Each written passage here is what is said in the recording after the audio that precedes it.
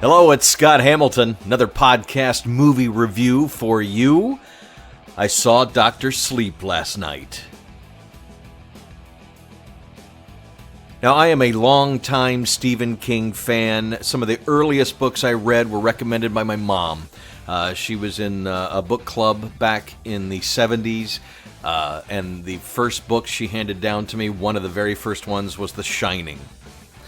And a lot of the early Stephen King. Matter of fact, I followed Stephen King all the way up to Under the Dome, where I kind of stopped for a little bit. But anyway, so I am very well steeped in Stephen King books, all the adaptations of movies and TV shows we've had since, and I have to call Dr. Sleep one of the best adaptations of a King work. Now, I haven't read the book Dr. Sleep, and now I really want to. But I am a huge fan of The Shining book and Stanley Kubrick's movie, which Stephen King has never been a fan of. Stanley Kubrick took a lot of creative license with the property, changed a lot of things, downplayed some of the supernatural elements, played up some of the dad-going-crazy elements, didn't tie things together totally into the Stephen King world, changed the ending. Lots of things about Stanley Kubrick's Shining are different than the book. Now, Mike Flanagan, who has directed movies like Oculus and Gerald's Game, and also the Netflix series The Haunting of Hill House, knows his way around horror, knows how to make quality horror films and shows. I think the guy is fabulous. And now he's probably my favorite Stephen King adaptor. He had an unenviable task of, and he talked to Stephen King about this, not only making an adaptation of Dr. Sleep, which the novel is the sequel to the Shining book. Stephen King makes this very clear in the beginning of the book.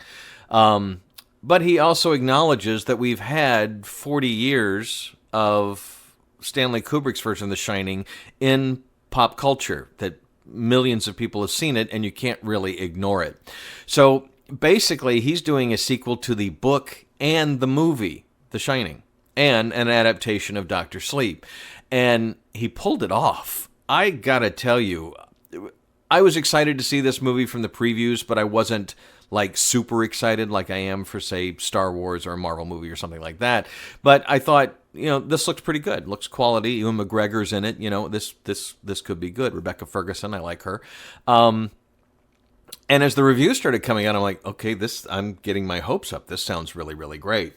Sat down, sat through all the previews. Nothing really new in the previews last night at the AMC Prime. And then the movie started.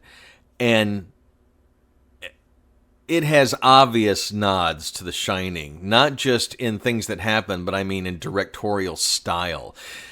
I recently watched The Shining and reviewed it on the 4K, which it looks amazing. But 1980s The Shining is not everybody's favorite movie. It is 2.5 hours, very slow-paced, very psychological, very, just steep yourself in it and go along for the ride kind of movie. It's not action-packed. It's not full of frights and scares. It's just creepy and incredibly, well, it's very Stanley Kubrick. And you either like Stanley Kubrick or you don't. Like, I'm a big fan of 2001. I'm a big fan of The Shining, but The Shining doesn't go down in my list of great horror movies of all time because to me it's not very horror-ish.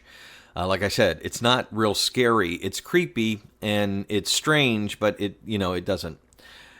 So Mike Flanagan's Dr. Sleep really opens.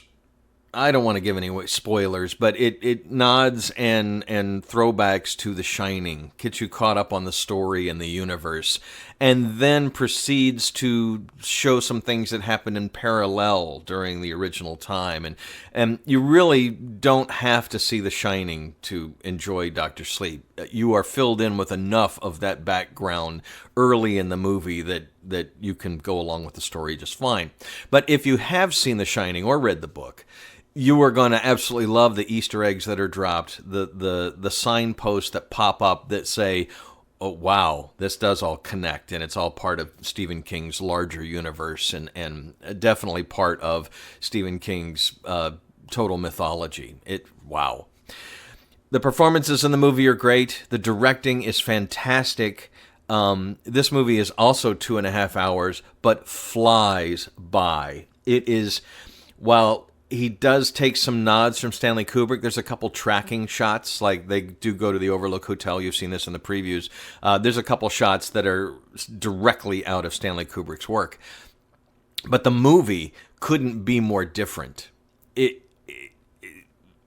It gives you so much to chew on, so much things you don't expect.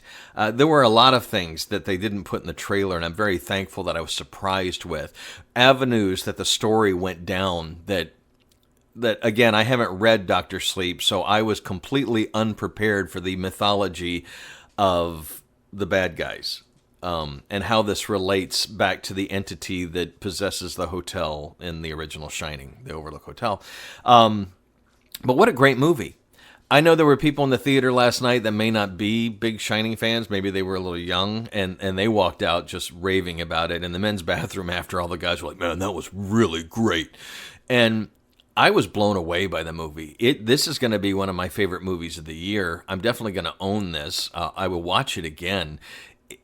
I'm ready to go see it again now. It really was that good. It's not what you expect, especially if you've seen The Shining. And like I said, I watched it recently. I was very well up to speed on what I thought this was going to be, and it's so much more. It moves quickly. It gives you a lot of information, but it also backs it up with some really creepy, some really frightening things. There's one pretty hard to see take that I am glad that they had the balls to put in a mainstream Warner Brothers Hollywood film. And overall, I don't see anybody who's a fan of Stephen King or The Shining being unhappy with this film. It is really great. Mike Flanagan, direct all the Stephen King films you want. I even like this better than It Chapter 2, which I thought was really good. I thought both It movies were really well done. But this was such a surprise, such a pleasant surprise, that I just absolutely love Dr. Sleep. I give it one of my highest recommendations. I wasn't bored at all for 2.5 hours. I was thrilled. I didn't want it to be over. I like the way it ended. I really have almost zero complaints about the movie.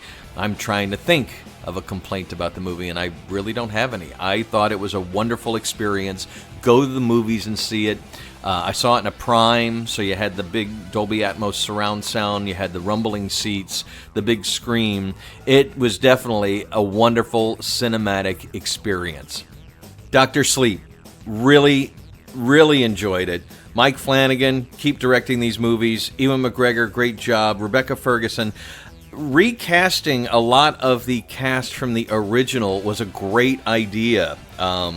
Again, no spoilers, but there's some appearances of some characters you're familiar with, and instead of doing some kind of digital recreation or film clips from the original movie, they just recreated things. And I think that was the smartest way to go, to establish this movie on its own.